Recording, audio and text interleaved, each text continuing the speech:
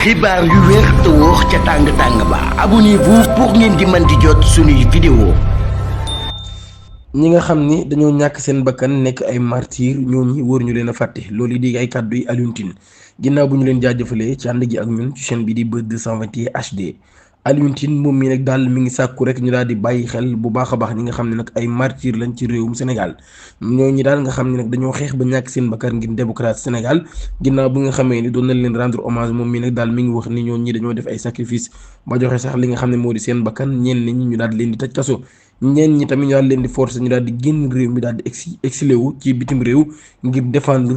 valeur républicain yi nga xam ne am nañ ko wala tamit daal di défendre li nga xam ni moo di liberté ci wàllum réew mi. ba tey moom mii daal wax na nag Sénégal am réew la moo xam ne ay nit dañuy ñàkk seen bakkan ngir réew mi amee am démocratie ay nit di ci dugg kaso ay nit sax da ci génn réew mi maanaam daw génn réew mi ngir réew mi am li nga xam ne moo di démocratie waaye ngir défendre li nga xam ne moo di valeur yi nga xam ne moom la république bi am waaye li nga xam ne moo di ak yelleefi doomu aadama ak liberté bi nga xam ne moom la ñuy wax liberté fondamentale mënu ñooñu nag daal ñu nekk ay martyr ñoo xam ne nag dañoo dee maanaam ngir rek réew mi mënu ñooñu nag daal seen dee gi nag warul nekk rek loo xam ne lu nax saa lay doon mun dañoo soxla daal nag ñu daal leen di reconnaître bu baax a baax maanaam ñoo am li ñuy wax reconnaissance nationale mu ni li nga xam ne nag daal nañ koy def mu nekk ab geste boo xam ne nag luñ war di bàyyi xel la loo xam ne nag dañ koo daal war a bind waruñu koo fàtte benn yoon ci réewum Sénégal mun dañ ko war di fàttaliku bu baax a baax balaa kenn daal di rek xëccooti maanaam bay ëppal ci téye ak nguur wala sax maanaam nit di ëppal rek ci jot li nga xam ni moo di nguur loolu yi ay kàddu yoo xam ni Alioune Tine moom moo ko daal di xam. Waly Diouf Bodian moom mi nag daal mi ngi tontu di indi ak weddi ci ñuy wax ni port nag statistique yi dafa wàcc bu baax a baax directeur général bu port autonome de Dakar Waly Diouf Bodian moom mi nag daal ci ab poste boo xam ne def na ko vendredi bi ngir weddi information yi wax ni daal activité yu port autonome de Dakar loolu daal dañoo wàcc bu baax a baax mu ne nag port autonome bu Dakar nag daal jamono ji maanaam mi ngi dox bu baax a baax te it mi ngi am ak yokkute ci wàllum trafic bi waaye ci mbirum chiffre d'affaires yi nga xam ne ñu ngi koy am ak sax ci bénéfice yi nga xam ne daal ñu ngi koy réaliser jamono ji loolu la Waly Diouf Bodian daal di xamle mu ne nag daal li nga xam ne kon journaux yi daal nañ koy wax loolu yi moom daf ko daal di weddi daal ba tey li nga xam ba tey Les Échos bi nga xam ni moom moo joxe information bi daal mi ngi xam ne nag daal vendredi bi mu ni port autonome de Dakar nag daal dinay daal enregistré ab contre performance de 17,1% de son activité en décembre ba tey journal bi daal mi ngi souligné nag daal ci résultat total bi nga xam ne daal na koy am lu toll ci 234,8 milliards de francs CFA daal dinay wàññeeku.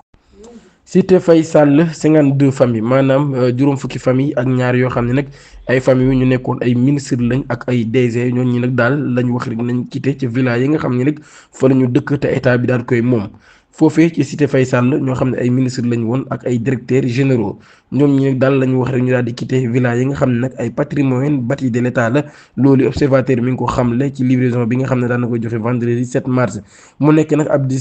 décision boo xam ne daan nay bokk ci dynamique bi nga xam ne daal dañuy régulariser li nga xam ne nag moo di bâtiment yi nga xam ne wala sax immobilier yi nga xam ne état moom moo ko moomoon daal di ko koy delloo ñi nga xam ne nag kon ay dignitaires lañ woon ci régime boobee ñu génn daal te ñu dëkkoon fa kon ñoom ñi rek ñi ngi sàkk kon ñu daal di quitté bërëb yooyee nu mu gën a gaawe dañuy taxaw ci mbirum cambriolage ba nga xam ni moo amoon ci trésor public ci mbir moomee nag ay cadre yu trésor public yu bari daal ñoom ñi déglu nañ leen waaye mu bokk ci ki nga xam ne moo di directrice de l'informatique ay cadre yu bari ci trésor public ñoom ñi daan nañ leen di déglu ci mbirum cambriolage bi nga xam ne awoon na ci ca trésor public ki nga xam ne moo di directrice de l'informatique bi moom mii ci la bokk loolu yi di ab xibaar boo xam ne observateur moom moo ko xamle tey jii ci vendredi bi 7 mars ñun nag daal kon audition yi mu ngay wëy di am ginnaaw bi nga xamee ne daal nañuy déglu ay nit yu baree bari ci boobee la mbir nga xam ne nag ab cambriolage moo fa xewoon bañ daal am luñ fa sàcc ci foofee nga xam ni moo di trésor public mu nekk ay machine ordinateur ak yu ni mel waaye loolu daal nay tax nit yu bari di poser ay question ana lan moo xew ki nga xam ne nag moo di agent de GMI bi nga xam ne moo di Agou Diaby moom mi kon daan nañ ko woon diglu ak ki nga xam ne moo di Emu Ñaax nga xam ne moom moo nekk vigile bi monté woon ci guddi googu moom mi itam daan nañ koy interroger ci mbir mi jamono ji kon mën nañ wax ne ñi nga exploité tamit caméra de surveillance yi nga xam ne ñoom ñoo fa nekkoon ca boobu lépp bërëb loolu yi nag daal image yi li nga xam ne capté nañ ko ci bis bi nga xam ne ci la mbir mi xewee ak sax li ko jiitu waaye tamit ginnaaw bi nga xam ne rek mbir bi xew na image yooyu yëpp daal kon ñu ngi koy jëfandikoo ngir exploité ko ngir mën a xam ana lan moo ca Thiadiaye directeur des centres des handicapés détourné 27 millions loolu yi lañ daal di bind ki nga xam ni mooy directeur du centre des handicapés daal di nay sàcc wala sax détourné lu toll ci 27 millions ci francs CFA loolu yi nag mi ngi ko jëlee ci li nga xam ne moo di 427 handicapé daal comme ñoom ñii la daal di nax daal di jël seen xaalis moom mii nag kon daan nañ ko tëj ñetti ati kaso yu mu war a tëdd. loolu yi nag nekk ab scandale bu doy waar lool Théophile Diouf nekk directeur du centre des handicapés de Thiadiaye moom mi daal nañuy wax ni rek dafa escroquer lu toll ci 427 personnes yoo xam nag dañuy dund ak li nga xam ni moo di laago loolu nag daal dafa jël ci ñoom lu toll ci 27 millions de francs CFA loolu yi pour garantir leen ay financement yoo xam ne nag ay partenaires am yu nekk ca Canada ñoom ñoo ko war a jox loolu daal lañ wax ni moom la daal di monté mu nekk ab arnaque bu doy waar lool lu jiitu nag ñu koy jàpp ci yoon ginnaaw bi nga xamee ni moom mi daal wax na nag ab arnaqueur la boo xam ne dafay attaquer rek nit ñi nga xam ni maanaam ñoo gën a vulnérable ba tey l'observateur di xam ne daal lii nag du bu njëkk rek Théophile Diouf di def lu ni mel ginnaaw bi nga xamee ne daal nay taxaw ci kanamu àttekat daal nee nañ yu mel nii bari na lu mu koy def loolu ba am na sax ay condamnation yu baree bari maanaam daal tëj nañ ko ay yoon yu baree bari ci mbirum escroquerie waaye nag teewul loolu yëpp daal fexe na nag ba naxaat ay nit yu baree bari ngir nag daal sàccaat seen xaalis bu bari loolu nag ñu wax daal mi ngi xew ca Thiadiaye ginnaaw bi nga xamee nag daal nay taxawal ay pexe nag daal di wax nit ñooñee ni dafa am ay financement yoo xam ni dafay jugee ca Canada loolu yi la leen di defal ginnaaw bu ñu ko joxee ay frais d'adhésion maanaam daal ay frais yoo xam ne dañ koy def ngir mën a bokk ci boobu leen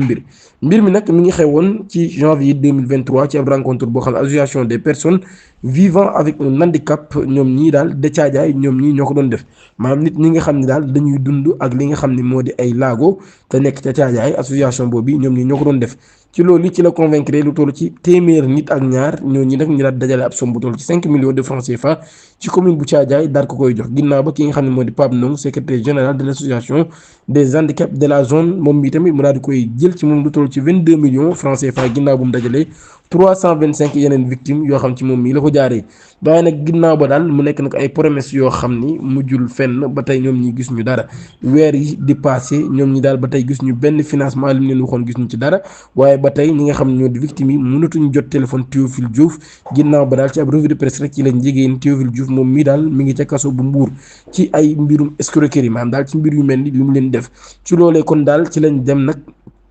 ki nga xam ne moo di Ndeye Madeleine Ndiaye ak Pape Ndongo Ndiaye ci lañ déposé ab plainte ci gendarmerie bu Thiadiaye daal di koy génne ci cellule am nag ci cellule am maanaam ci kaso ba mu nekkoon ngir jugé waat ko beneen yoon moom Théophile Diouf mii daal ginnaaw bi nga xamee nag nangu na ni moom moo def mbir yi mais nag daal nay jéem a nag défendre boppam daal di wax nag daal xaalis bii daf ko jox ku tudd Hélène koo xam nag moom mii daal mooy partenaire am bi liggéey ak canadien yi waaye nag daal ba tey moom mii amul woon rek benn pexe bu mën a jaar nag ngir génnee benn preuve rek ngir wane foo xam ne joxee nag xaalis bi ki nga xam ne nag moo di Hélène loolu nag nekk ay explication yoo xam daal dara leeru ci ba tax procureur de la république daal sàkk woon ñu tëj ko juróomi ati kaso yoo xam ne daf koy tëdd daal ngir jeexal nag mbiru ñaawteef yi nga xam ni doon na ko def ñi nga xam ne ñoo di handicapé yi ginnaaw ci loolu nag daal moom mii daan nañ koy tëj kaso waaye tamit nag daal di sàkk ci mu daal di indemniser ñi nga xam ni ñoom ñii la daal di escroquer ginnaaw bi nga xam ne tribunal de grande instance de Mbour daal dinay jël dogal daal di condamné Théophile Diouf 3 ans de prison ferme maanaam ñetti ati kaso yoo xam ne da koy tëdd waaye nag penam bi di yem foofu kese de war naa nag rembourser xaalis bi nga xam ne daf ko détourné woon yëpp daal